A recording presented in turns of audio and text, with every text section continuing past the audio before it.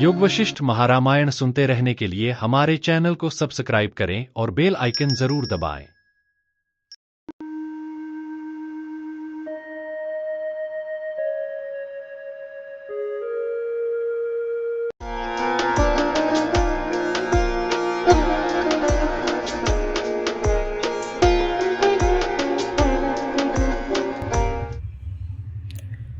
उत्पत्ति प्रकरण का सर्ग 111 मन के शमन यानी चित्त की चंचलता और अशांति को समाप्त करने के उपायों का गहन वर्णन करता है। इसमें मुख्यतः यह बताया गया है कि मन पर विजय पाना ही आत्म साक्षात्कार और मोक्ष का मार्ग है। चित्त रूपी महाव्याधि को स्व अनुशासन और पुरुषार्थ से ही ठीक किया जा सकता है। बाहरी विषयों के प्रति राग त्याग कर आत्मा में स्थित होने का अभ्यास करना चाहिए। मन को नियंत्रित करने के लिए राग द्वेष का त्याग और आत्मचिंतन की आवश्यकता है। जैसे कोई प्रशिक्षित पहलवान कमजोर प्रतिद्वंदी को हराता है, वैसे ही आत्म प्रयत्न से मन को वश में किया जा सकता है। मन के शमन के बिना शास्त्र, मंत्र या गुरु के उपदेश भी निष्फल हैं। यहाँ यह स्पष्ट किया गया है कि मन के निग्रह अर्थात शमन के बिना कोई साधन उपयोगी नहीं हो सकता। बाहरी विषयों में रमणीयता देखने की बजाय उनके दोषों का निरीक्षण करना चाहिए। यह वैराग्य की भावना को मजबूत करता है और मन को आत्मा की ओर मोड़ने में मदद करता है। मन के विलय के बिना मोक्ष असंभव है। मन के संकल्प विकल्प को समाप्त कर चित्त को अचित्त में अर्थात शुद्ध चैतन्य में बदलने का प्रयास करना चाहिए। जैसे शरद ऋतु में बादल वायु से तितर बितर हो जाते हैं, वैसे ही मन को संकल्प और अहंकार के त्याग से समाप्त किया जा सकता है। मन के छीन होने पर परम आनंद और शांति की प्राप्ति होती है। संसार का मूल चित्त है और चित्त के शमन से ही संसार के बंधनों से मुक्ति संभव है। चित्तोपशमन ही मोक्ष का एकमात्र उपाय है। इस सर्ग में मन पर विजय पाने की आवश्यकता पर जोर दिया गया है। इसे प्राप्त करने के लिए वैराग्य, विवेक, सत्संग और आत्मचिंतन को साधन बताया गया है। श्री राम को यह संदेश दिया गया है कि मन को नियंत्रित कर आत्मा में स्थित होकर ही सच्ची शांति और मोक्ष पाया जा सकता है। ये तो थे सर्ग 111 के भावार्थ या सारांश। और अब आइए विस्तार से जानते हैं सर्ग 111 को।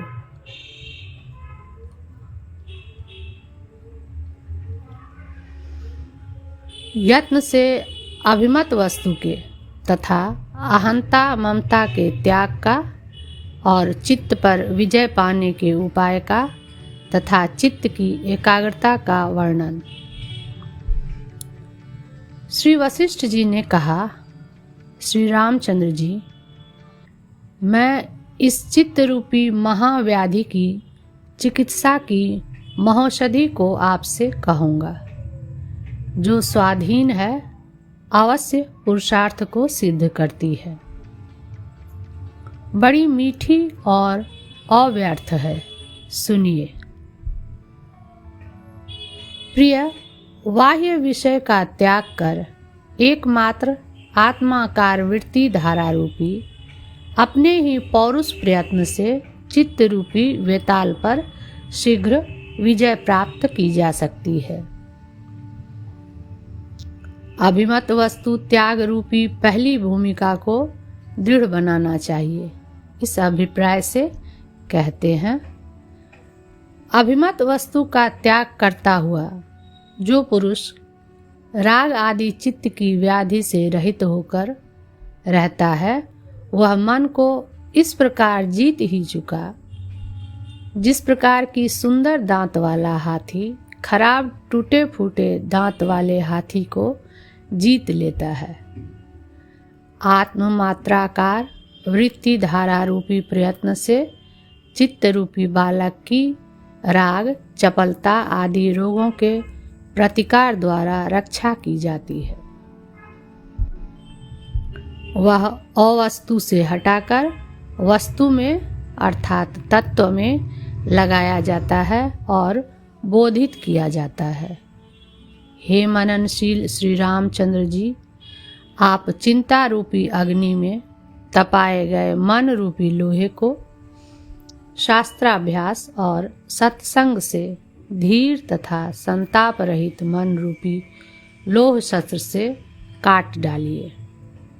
जैसे बालक लाड़ प्यार और भय से किसी प्रयत्न के बिना इधर उधर जहाँ चाहो वहाँ लगाया जा सकता है, वैसे ही चित्त भी शम दम आदि उपायों से जिधर चाहो उधर लगाया जा सकता है। इसलिए चित्त पर विजय प्राप्त करने में कौन सी कठिनाई है। उत्तर काल में अभ्युदय रूप फल देने वाले समाधि के अभ्यास रूप कर्म में लगे हुए मन को पुरुष अपने पुरुष प्रयत्न से ही चिदात्मा के रूप से एकता को प्राप्त कराए। अविरक्त लोगों की निंदा करते हैं। जिसको अपने अभीष्ट वस्तु के विषय में वैराग्य वृत्ति मुश्किल हो गई हो, जो अपने आधीन और परम हितकर है, उस पुरुष रूपी कीड़े को धिक्कार है। अपनी वृद्धि से अरमणीय वस्तु की परम रमणीय ब्रह्म रूप से भावना करके जैसे कोई बड़ा नामी पहलवान बच्चे को अनायास पछाड़ देता है, जीत लेता है, वैसे ही मन पर अनायास विजय प्राप्त ही की जा सकती है। अपने पौरुष प्रयत्न से शीघ्र ही मन पर विजय प्राप्त की जा सकती है। चित्त रहित पुरुष, जिसका चित्त स्वतंत्र नहीं है, वह पुरुष प्रयास के बिना शीघ्र ही ब्रह्म में पैर रखता है, यानी ब्रह्म को प्राप्त करता है। जो लोग केवल अपने चित्त का निग्रह नहीं कर सकते, जो कि स्वाधीन और सहज साध्य है, वे पुरुषों में गीदड़ हैं, उनको बार बार धिक्कार है। एकमात्र अपने पौरुष से प्राप्त होने वाले अपने अभीष्ट का परित्याग रूपी मन के निग्रह मात्र के बिना शुभ गति नहीं है। एकमात्र मन के मारण से प्राप्त होने वाले आत्मा तत्व साक्षात्कार से स्वराज्य सुख के विरोधी मोह आदि शत्रुओं से रहित, अतएव अचल अनादि अनंत स्वराज्य की इसी जीवन मुक्ति देह में आप निशंक होकर प्रतिज्ञा कीजिए। अपने अभीष्ट मोक्ष सुख का निवेदन करने वाले प्रधान साधन रूप मन के निग्रह के बिना गुरु उपदेश, शास्त्राभ्यास, मंत्र आदि साधन तृण के तुल्य असार हैं।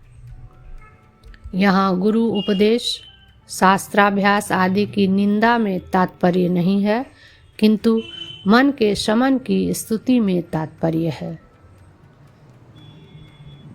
श्री राम जब संकल्प परित्याग रूप तीक्ष्ण शस्त्र से मूल के साथ चित्त का उच्छेद हो गया, तभी पुरुष सर्वस्वरूप सर्वव्यापी शांत ब्रह्म हो जाता है। अपने निवेदन द्वारा इस संकल्प रूप अनर्थ का निग्रह होने पर तदंतर शांति आदि साधनों से संपन्न जीवन मुक्ति होने पर अधिकारी पुरुष के शरीर में कौन क्लेश है, अर्थात कुछ नहीं है। यदि कोई शंका करे कि दैव के प्रतिकूल होने पर कैसे कार्य सिद्धि होगी, इस पर कहते हैं, हे श्री रामचंद्र जी, मूल पुरुषों से संकल्प से कल्पित दैव का अनादर कर पुरुषार्थ रूप आत्म संवेदन से अपने चित्त को अचित्त बना दीजिए, यानी संकल्प विकल्प रहित बना दीजिए। औचित्यता की प्राप्ति में कौन उपाय है, यह पूछने पर उसे कहते हैं, चित्त को बहुत काल तक उस किसी एक महापदवी को अर्थात ब्रह्म रूपता को प्राप्त हुआ बनाकर पीछे साक्षात्कार वृत्ति से आविर्भूत हुई चिति से मन के साथ अविद्या का बोध होने से चिद से भक्षित करके चित्त से भी पर परिपूर्ण चिन्मात्र रूप हो, यह अर्थ है। पहले आप चिन्मात्र भावना से युक्त होइए। चिन्मात्र भावना की स्थिरता के लिए अति सावधान बुद्धि से युक्त होइए। तदंतर चित्त को चित्त से ग्रस्त करके किसी प्रकार की व्याकुलता से रहित होकर चित्त से पर आत्मा का धारण कीजिए। परम पौरुष का अवलंबन करके चित्त को अचित्त बनाकर उस महापदवी को अर्थात पर ब्रह्म रूपता को प्राप्त होइए, जहाँ पर नाश नहीं होता है। हे श्री रामचंद्र जी, जैसे दिग्भ्रम होने पर पश्चिम दिशा में यह पूर्व दिशा है, यह संवेदन विपर्यास रूपी बुद्धि जो उस समय बिल्कुल स्थिर रहती है, विवेक स्थिरता रूपी पुरुष प्रयत्न से जीती जा सकती है। वैसे ही मन भी पुरुष प्रयत्न से ही शीघ्र जीता जा सकता है। चिरकाल से मन के निग्रह में लगा हुआ पुरुष उद्वेग होने से उसका परित्याग न कर बैठे, इसलिए उसके उत्साह को बढ़ाते हुए कहते हैं, उद्वेग न होना राज्य आदि संपत्ति का कारण है। अनुद्वेग से जीव के मनोजय की सिद्धि होती है, जिस मनोजय से तीनों लोकों का विजय भी तृण के सदृश सहज हो जाता है। राजलक्ष्मी रूप सुख देने वाले युद्ध में शस्त्र छेदन रूप क्लेश होता है। स्वर्ग रूप सुख में भरकर ऊर्ध्वगमन और वहाँ से अधा पतन रूप क्लेश होता है। मनोजय रूप सुख में तो कोई भी क्लेश नहीं है, ऐसा कहते हैं, जिसमें शास्त्रास्त्र से अंग छेदन, ऊर्ध्वगमन, अधा पतन आदि कुछ भी नहीं होते। उस स्वभाव मात्र की व्यावृत्ति में कौन सा क्लेश है। जो नराधम अपने मन के निग्रह में भी समर्थ नहीं है, वे व्यवहारावस्थाओं में कैसे व्यवहार करेंगे। समाधि, सुषुप्ति आदि में जन्म मरण आदि दुखों का अनुभव नहीं होता और व्यवहार काल में मनोवृत्ति पूर्वक ही जन्म मरण आदि दुखों का अनुभव होता है। अतः सिद्ध हुआ कि संसार मनोवृत्ति मात्र है, यह दर्शाते हैं।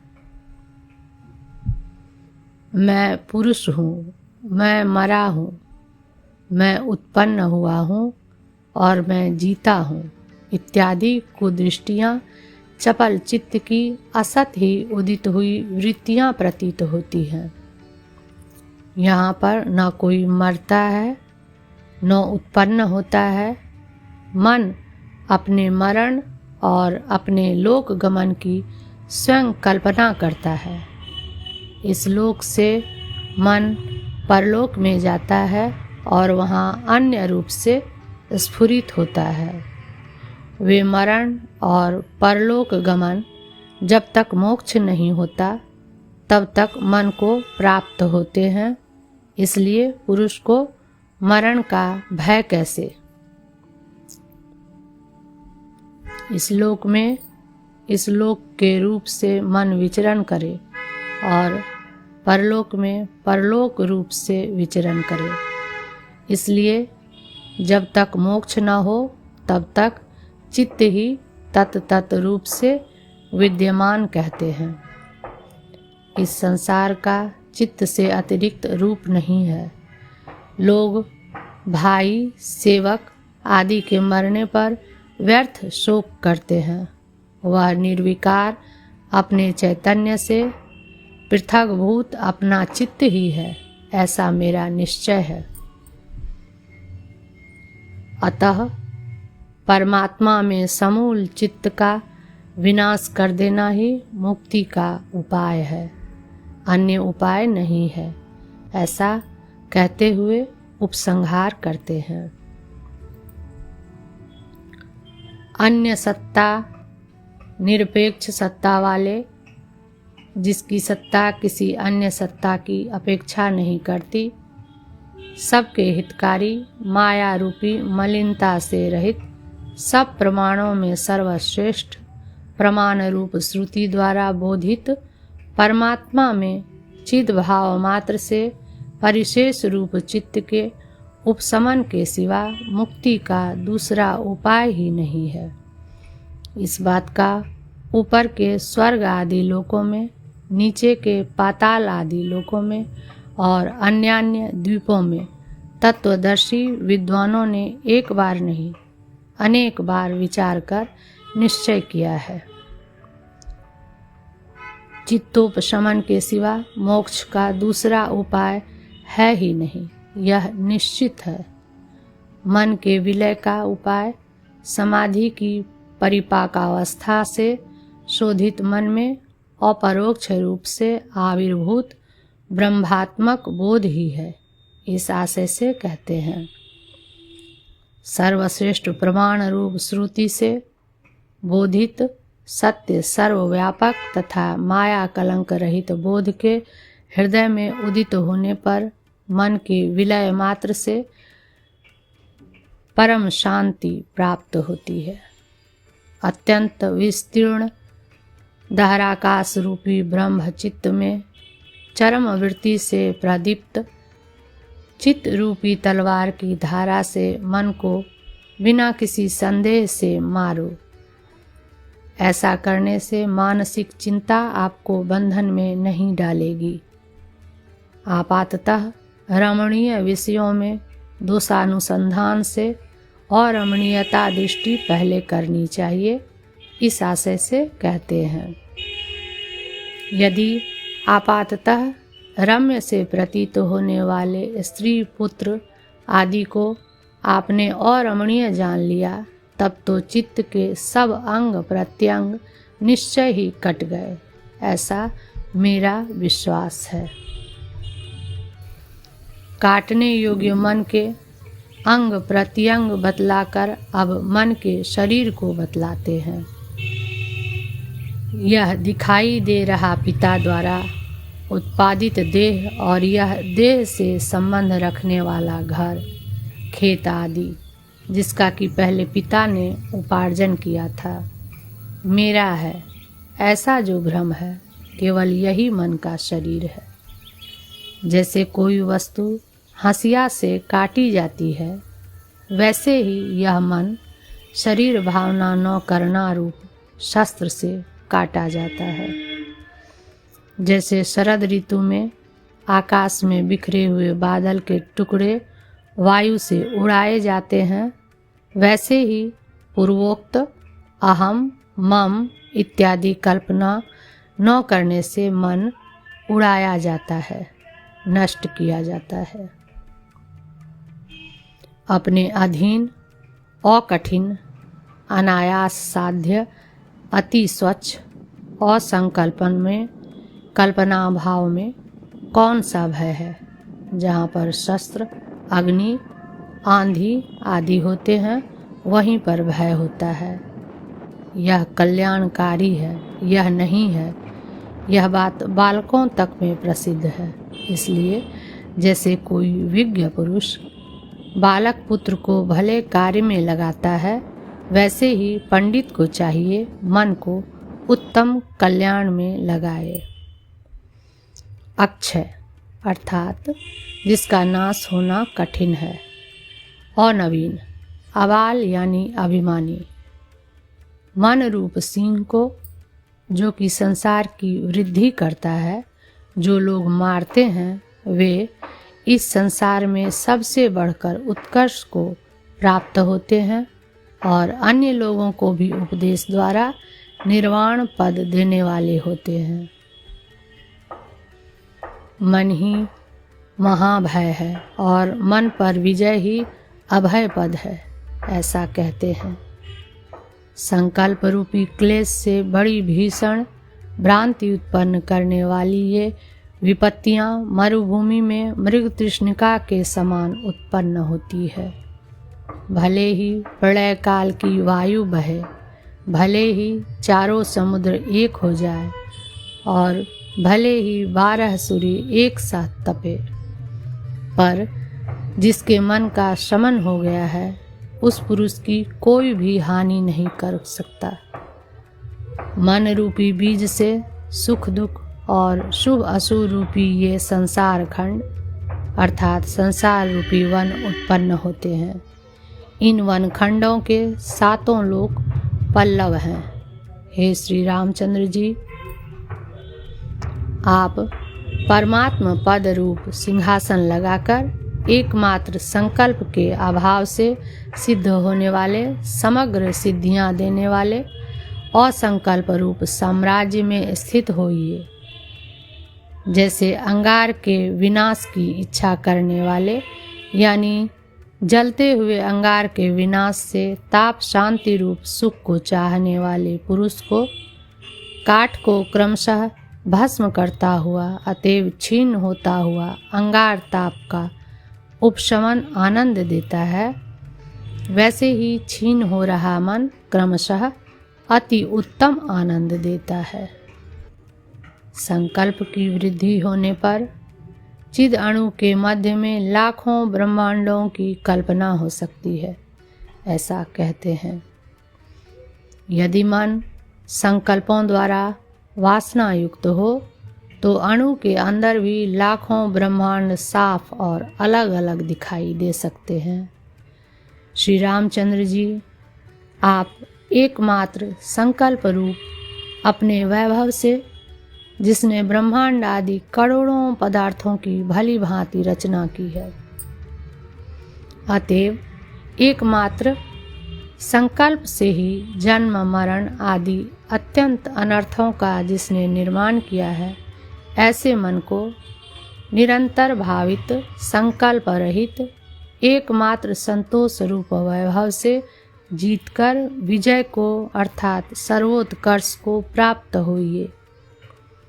आत्मज्ञानियों की भी अभिमत परम पवित्र वैषम्य वृत्ति रहित विमनस्तता से और शांत की गई बहुत विपुल अहंता से भी अंदर में जो जन्म आदि विकारों के रहित यह तत्व अवशिष्ट है, वही आपको प्राप्य हो। 111वां सर्ग समाप्त।